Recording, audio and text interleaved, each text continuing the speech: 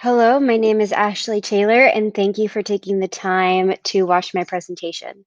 So today we are going to be talking about my senior capstone project called Making E-Bikes Affordable. So just a little overview, we're going to start with the iterations of my project. Then we're going to go into the development of the project that I finally chose, and then what I have accomplished by this point in my year. So I initially started with a engines and motor research project. Over the first 2 months, this shifted into being an e-bike instead. So the reason I changed my idea was because I needed to bring my ambition down, and this will make more sense in my next slide. So there were about four key issues with my initial project.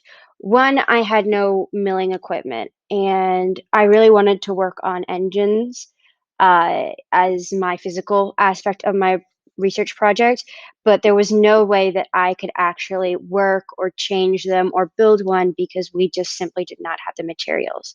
The second issue would be time constraints. I only have a year, and even knowing that's a long time for the kind of technical issues that I would be dealing with, it simply would not be feasible for me to know everything and then be able to apply it. That brings me into my third one, lack of knowledge. There was a lot for me to learn, and there was a steep learning curve because a lot of these issues are not high school level, but more of a college level issue. And that brings me into my fourth and final issue. I am a high schooler, and I really needed to understand that and be okay with that, and to understand my constraints and everything that I had, and that I could do something more along the lines of my initial project in college if I wanted to. But as a high schooler, I needed to move on and do something that I could actually physically do. So I chose an e-bike because a motor is more feasible to work on as a high schooler. I don't need the milling equipment. A lot of it can be sourced from old engines, old motors, even motors can be sourced from really old printers, which is something really interesting that I learned. And I wanted applicable use, so I chose an e-bike. Specifically, I chose an e-bike because when I was looking at them that were on the market, Crazy Lenny's was the cheapest that I could find, and it was $1,090, which is expensive. And then Rad Power, which is a really popular and well-respected e-bike company, their cheapest started at $1,499. The capstone budget is $200, so my e-bike would be a retrofitted regular bike that would be turned into an e-bike, and it would cost significantly less. So this brings me to my problem statement. My problem statement is I am building an affordable e-bike for the mobility impaired community, as devices like these can be vital for them, and currently they are too expensive for some of the most needy. So let's talk about my project schedule. So phase one is a lot of research. As you can see, it's finalizing my project and research on my project. Phase two is going to take us into the winter months, and that's going to be gathering and ordering materials mainly and starting the building process on my motor. Phase three, that's going to take us through February to March and slightly into April, and that's going to be assembling the bike and testing the bike.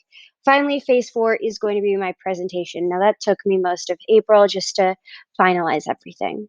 So my final product is this. As you can see, we've got three photos on the screen. Starting from the left, we're going to talk about a success. Adding the sprocket to the rear wheel.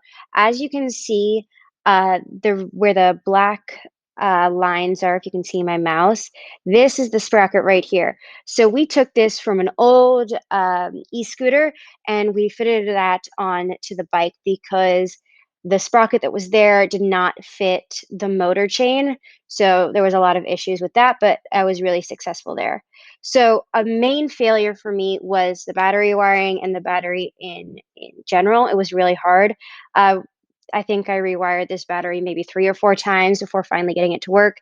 The challenge was really connecting everything together. That's from, you know, just wiring the connections between the different cells and then wiring on the BMS. This is a BMS. It just simply just controls the motor. Sorry, the battery. So I'm going to show you a quick video, and this is going to be the motor spinning on the bike. Unfortunately, I do not have a video of the rear wheel moving as we broke the chain, and I'm currently trying to fix that.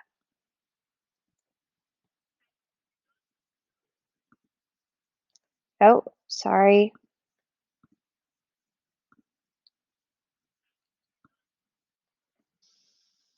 So as you can see here, it's spinning at a really high rate, and I was really excited about that. So hopefully in the next month or so, I can get the whole bike up and running. But thank you so much for listening to my project. If you guys have any questions for me, email me or anything, I would really love to take them. Thank you.